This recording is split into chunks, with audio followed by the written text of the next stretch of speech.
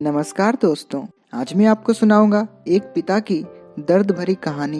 एक गांव में एक छोटा सा बच्चा था। उसके पिता तो थे, लेकिन माँ की मृत्यु हो गई थी। पिता सारा दिन काम करता और अपने बेटे को पाल पोस कर बड़ा करता है। वह सारे सुख अपने बेटे को देता है जो एक माँ दे सकती थी। उस पिता ने कभी कुछ नहीं मांगा, सिर्फ इतना ही मांगा कि मेरे बेटे को कोई परेशानी ना हो।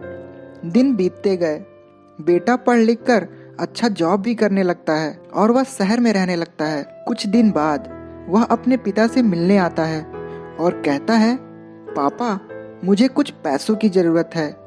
मैं चाहता हूँ कि शहर में ही जमीन लेकर अपना घर बना लूँ।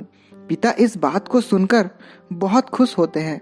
सोचते हैं कि मेरा बेटा है, एक ना एक दिन नाम करेगा। जिंदगी भर की बचाई हुई पूंजी को निकालकर अपने बेटे को दे देते हैं।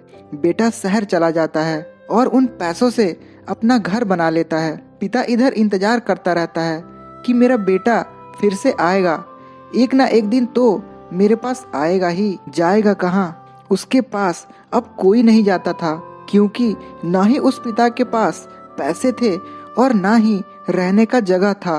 कुछ दिन बाद बेटा फिर लौट कर आता है और अपने पिता से कहता है, पापा अब आप दादाजी बनने वाले हैं।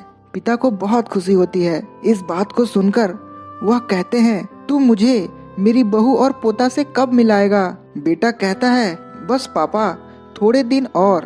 पापा मुझे कुछ पैसों की जरूरत है, क्योंकि आजकल थोड़ा जॉब में खींचबीच हो रहा है, जिसके कारण से मुझे कुछ दिन के लिए सस्पेंड कर दिया गया है। पिता के पास कुछ नहीं रहता है देने के लिए, लेकिन फिर भी कहता है, अच्छा बेटा तू रुक, मैं अभी आया कुछ पैसों का बंदोबस्त करके। पिता बाद में महाजन से कुछ पैसे उधार लेकर अपने बेटे को दे देता है और बेटा पैसे लेकर शहर चला जाता है। बरसों गुजर जाते हैं।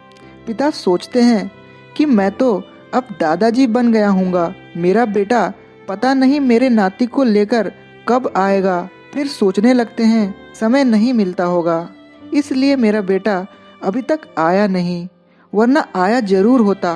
तब तक महाजन 2-3 आदमी को लेकर उस पिता के घर पर आता है और कहता है, आपके वादे के मुताबिक मैं पूरे 3 महीने बाद आया हूँ अपने पैसे ले जाने। पिता कहते हैं, मेरे पास पैसे नहीं है देने के लिए।